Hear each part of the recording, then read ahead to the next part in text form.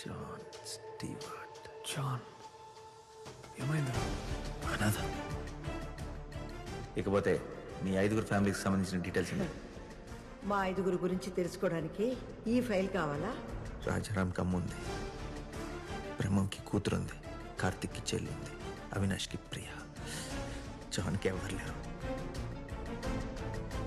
అనాథ, నాలాగే ఆర్ఫనేజ్లో పెరిగాడు. జాన్ బామ్మ మనవడు కాదు. అంటే ఇన్ని దినాల సంది బామ్మ అబద్ధం ఆడిందా? అదే అర్థం కావట్లేదు.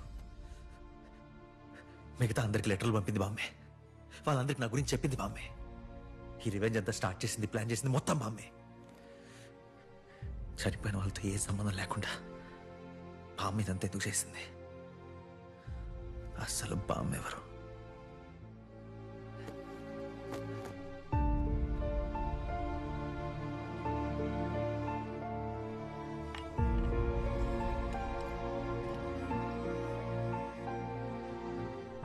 మొత్తం తీసుకెళ్ళిపోయిందిరా.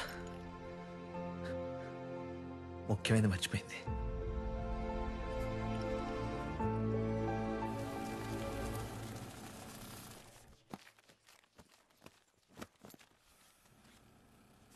అమ్మా, మీరు చెప్పినట్టుగానే సమానంగా 5 బ్యాగుల్లో డబ్బు సర్దాం. ఇప్పుడు వీటిని ఏం చేయమంటారమ్మా? 5 బ్యాగులు విడిగా అటు పక్కన పెట్టండి. ఏం చెయ్యాలో తర్వాత నేను చెప్తాను.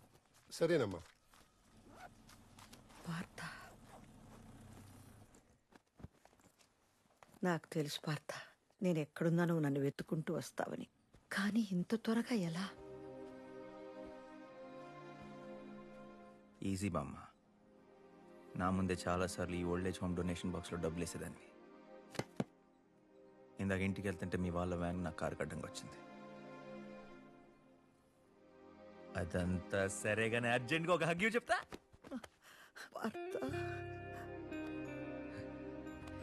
ఏం టైమింగ్ అసలు! కరెక్ట్గా పోలీసులు వచ్చే టైంకి డబ్బులంతా ప్యాక్ చేసి అక్కడ షిఫ్ట్ చేసావు చూడు, సూపర్ బామ్మ. ఆ డబ్బు కనుక అక్కడ దొరుకుంటే ఇప్పటికి మనందరం జైల్లో ఉండేవాళ్ళం. కానీ ఒక్క విషయం అర్థం కావట్లేదు బామ్మ.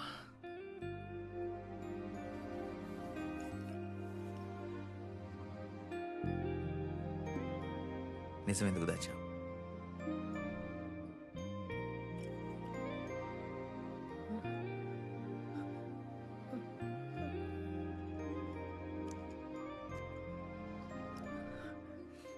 వాడు చంపిన 5 మీ మనవడు లేడు బామ్మ. వాడు చంపింది 5 కాదు, 6. నీ భర్తతో సహా.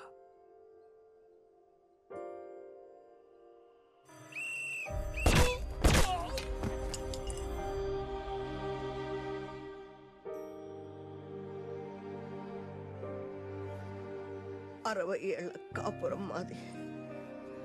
80 ఏళ్ల వయసు వచ్చిన మా ఆయన సొంతంగా ఒక పుస్తకాల షాప్ పెట్టుకుని పనిచేస్తూనే ఉండేవారు. ఆ దుర్మార్గుడు అతి దారుణంగా చంపేశాడు. అలాంటి వాడిని వదిలిపెట్టకూడదు అనుకున్నాను. ఈ కేసు గురించి ప్రతిరోజు పోలీస్ స్టేషన్కి వెళ్ళేదాన్ని. వాళ్ళేమనేవాళ్ళు తెలుసా పార్థ? హే బామ్మ, మీ ఆయనకి 80 ఏళ్ళు అయ్యాయి, ఈనాళ్ళు బతకడమే గొప్ప, సస్తే సావని పోనీలే. నువ్వు కాటికి కాలు చెప్పావు, అవసరం అయితంతా నన్ను ఎగతాళి చేసి తిట్టిపడేసేవాళ్ళు. ముసలాళ్ళంటే అందరికీ చులకనేనయ్యా. ఇంటికి భారమని పిల్లలు అనుకుంటారు, భూమికి భారమని సమాజం అనుకుంటుంది. పైగా మా చావు వీధి కుక్క చావుతో సమానం. ఎందుకు చచ్చామో, ఎలా చచ్చామో అసలు ఎవరు పట్టించుకోరయ్యా. నిజం ఎందుకు దాచావని అడిగావు కదా.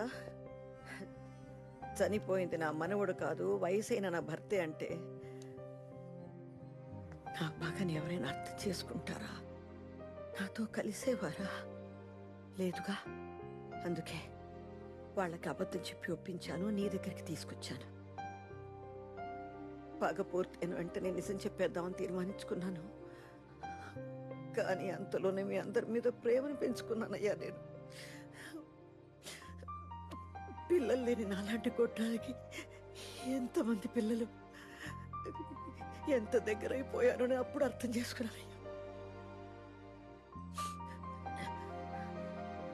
కానీ ఆ రోజు చిన్ను లిఫ్ట్లో ఇరుక్కుపోయిందే, ఆ పరిస్థితి చూసి తట్టుకోలేకపోయాను.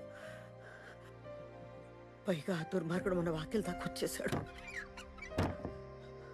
అప్పుడే నిర్ణయించుకున్నాను, పగ తీరకపోయినా పర్వాలేదు, నా మూలంగా ఎవరికి ఏ ప్రమాదం జరగకూడదని నేను నిర్ధారించుకున్నాను. నేను మోసం చేశానని మీరందరూ నా మీద ద్వేషంతో నన్ను తిట్టుకుంటారు కదా, అప్పుడు ఇదంతా ఆపేస్తారని నేను ఇలా చేశానయ్యా. అందుకే నేను తీసుకొచ్చిన డబ్బుని నాలాంటి అనాథులకి, పేదవాళ్ళకి పంచిపెట్టేయాలని తీర్మానించుకున్నాను. అమ్మాయ్యా, మీరంతా పగను మర్చిపోయి సంతోషంగా ఉన్న సమయంలో ఇదిగో మీ వంతు డబ్బు ఆ 5 బ్యాగుల్లో సర్దేశాను, పంపించేస్తాను. అంతా బాగానే ఉంది, కానీ చివరిలో ఈ డబ్బులు కావాలంటే బామ్మ ఇచ్చేసే బామ్మ. ఆ డబ్బులు కూడా ఇచ్చేసాయి. అయినా మన రివెంజ్లో ఫస్ట్ నుంచి డబ్బు మ్యాటర్ లేదుగా. అదేదో అనుకోకుండా దొరికింది, తీసుకొచ్చి ఇంట్లో పెట్టాం. కానీ మనం ఎవరూ ఆ డబ్బుతో ఏం చేయాలో కూడా ఆలోచించలేదు. ఇప్పుడు నేను ఇక్కడికి వచ్చింది కూడా డబ్బుల కోసం కాదు.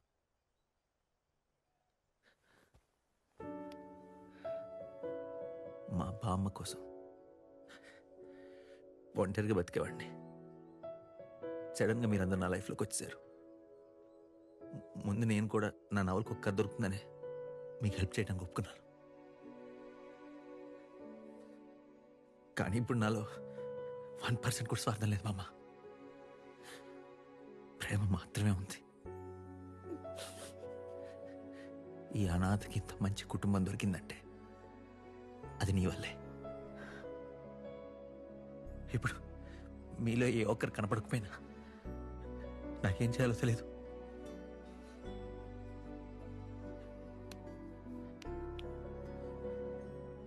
నువ్వు కావాలి బామ్మ.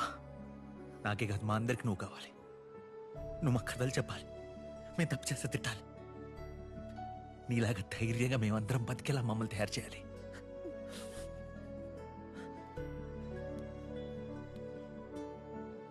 వాళ్ళందరికీ నువ్వు ఎక్కడున్నావు అని చెప్పాను. నీకోసం వస్తున్నారు, వాళ్ళతో వెళ్ళు.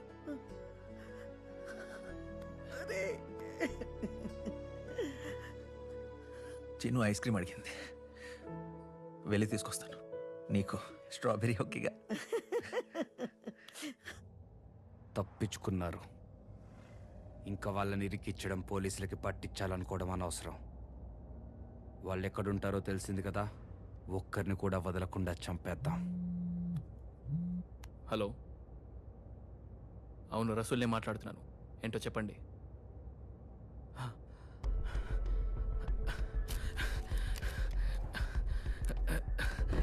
రసూల్ ఏమైంది? ఏం లేదు, ఏం లేదు, ఏం లేదు. ఏమైంది రసూల్? అది చిన్న పొరపాటు చేశాను దేవ్. పోలీసులకి ఫోన్ చేసి ఆ రైటర్ ఇంట్లో డబ్బు ఉందని నువ్వు చెప్పన్నావు కదా, తొందరలో మర్చిపోయి నేను నా నంబర్ నుంచే పోలీసులకి ఫోన్ చేశాను. సైబర్ క్రైమ్ వాళ్ళు నా నంబర్ని ట్రేస్ చేశారంట. దేవ్, ఏ ప్రాబ్లం లేదు దేవ్, ఏ ప్రాబ్లం లేదు. అది ఫేక్ ఐడి ప్రూఫ్స్ పెట్టి సిమ్ కార్డ్ తీసుకున్నా కదా, పడేశాను. ఇంకే ప్రాబ్లం ఉండదు. వదిలే, నీ జేబులో ఉన్న పెన్ ఇవ్వు. దేవ్, నువ్వు అలా కోపంగా చూసేసరికి నాకెంతో భయం వేసిందో తెలుసా నీకు?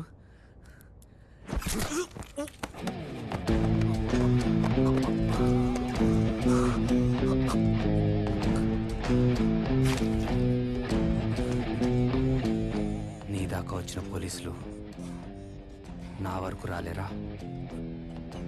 నన్ను పట్టుకోలేరా?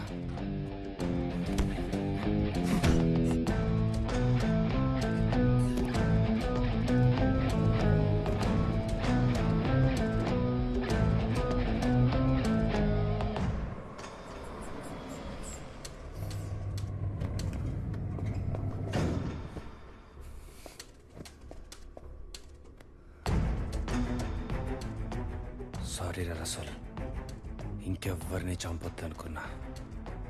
మళ్ళీ పాత దేవుతో పని లేదనుకున్నా. తప్పలేదు. ఒక గ్యాంగ్ వల్ల కాదు, ఒక్కడి వల్ల, ఆ గ్యాంగ్లో ఉన్న ఒక్కడి వల్ల. ఎవరో గ్యాంగ్లో ఒకడు, గ్యాంగ్తో ఒకడు, గ్యాంగ్ వెనకాల ఒకడు. ఏంట్రా కన్ఫ్యూషన్?